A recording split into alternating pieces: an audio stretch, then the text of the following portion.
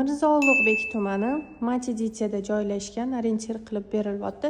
Ikkita bir xil yonma-yon tushgan yangi uylarimiz sotuvga chiqdi.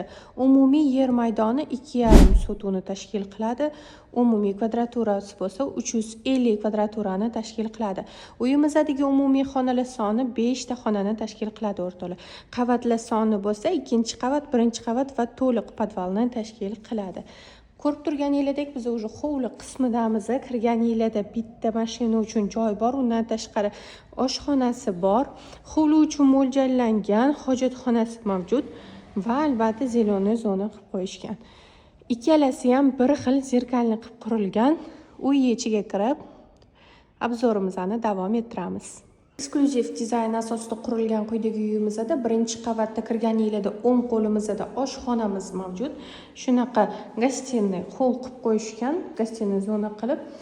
O'ng qo'limizda dal yurganimizda 2-qavatga chiqish, podvalga tushish. Podval qismimizda kinoteatr uchun mo'ljallangan xona, undan tashqari prachka uchun mo'ljallangan xona va albatta uy yuragi hisoblangan kotelniyimiz mavjud.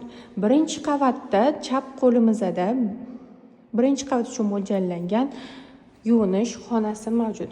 To'g'rida bo'lsa xonamizda 1-qavatdagi yotoqxonamiz. Uni yonida bo'lsa zalimiz mavjud. Ko'rib turganingizdek juda ham chiroyli dizayn asosida qurilgan. Undan tashqari o'rtoqlar uyimizning yana bitta fishkasi hisoblangan basseynimiz ham mavjud. Uyimizning orqa hovlisida joylashgan. Video davomida ko'rib o'tsanglar bo'ladi.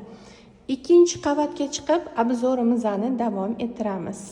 2-qavatdagi umumiy xonalar soni 3 ta yotoqxona, 2 ta yuvinish xonasi va bitta garderobni tashkil qiladi.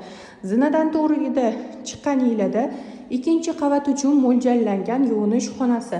Zinadan o'ngga yurganingizda 2-qavatdagi 1-yotoqxonamiz, uni yonida bo'lsa 2-qavatdagi 2-yotoqxonamiz hisoblanadi. Va albatta zinadan chapga chiqqaningizda bo'lsa, ota-onalar uchun mo'ljallangan yotoqxona hisoblanib, o'zini ichida garderobni va yuvinish xonasi ham mavjud. Sizlarga qilib beradigan qisqacha obzorim shundan iborat edi.